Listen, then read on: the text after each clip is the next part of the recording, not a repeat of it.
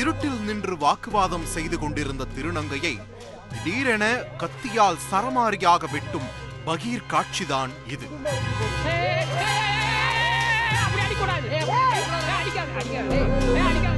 அக்கம் பக்கத்தில் இருந்தவர்கள் காயம்பட்டவரை மீட்டு மருத்துவமனையில் சேர்த்துவிட்டு போலீசாருக்கு தகவல் கொடுக்க அடுத்த சில மணி நேரங்களில் குற்றவாளி சிக்கியிருக்கிறார்.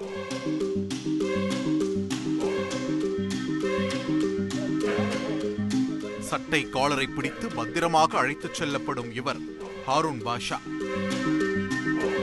திருப்பூர் மாவட்டம் பல்லடத்தை அடுத்த சின்னைய கார்டன் பகுதியைச் சேர்ந்தவர். ஆட்டோ ஓட்டுநராக வேலை பார்த்து வந்த ஹாரூன் பாஷாவின் ஆழ் மனதில் அவரை யாரோ மாணிக் பாஷா என நம்ப வைத்திருக்கிறார்கள். இதனால் பகலில் ஆட்டோ ஓட்டுநராகவும் இரவானால் மப்பேத்திக் கொண்டு போவோர் வருவோரிடம் வம்பிழுப்பதையும் வேலையாகவே வைத்திருக்கிறார்.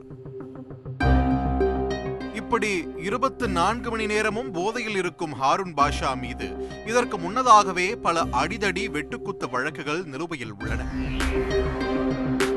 இந்த நிலையில்தான் சம்பவத்தன்று ஹாரூன் பாஷாவின் உஜபல பராக்கிரமத்திற்கு பலியாகி இருக்கிறார் திருநங்கை அம்சா.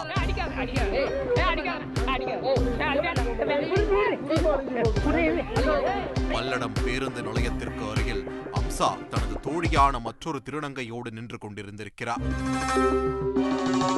அப்போது வழக்கம் போல போதையை ஏற்றிக்கொண்டு ஹாரூன் பாஷாவும் அவரது நண்பர் காளிதாஸ் என்பவரும் அம்சா நின்று கொண்டிருந்த இடத்திற்கு வந்திருக்கிறார்கள். ஹாரூன் பாஷா அம்சாவின் தோழியை தனியாக அழைத்துச் சென்று பேசிக் கொண்டிருக்கிறார். அப்போது அம்சா குறுக்கிடவே ஹாரூன் பாஷாவுக்கு கோபம் கொப்பளித்திருக்கிறது.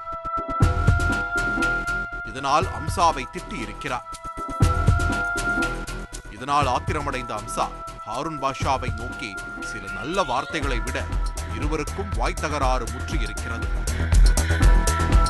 ஒரு கட்டத்தில் கோபத்தின் உச்சிக்கு சென்ற போதைக்கை ஹாரூன் பாஷா தான் மறைத்து வைத்திருந்த கத்தியால் அம்சாவை பலமுறை வெட்டியிருக்கிறார். இதை பார்த்து அதிர்ந்து போன அம்சாவும் அவரது தோழியும் சத்தம் போடவே கூட்டம் கூடியதால் ஹாரூன் பாஷாவும் அவரது நண்பரும் தப்பி ஓடியிருக்கிறார்கள்.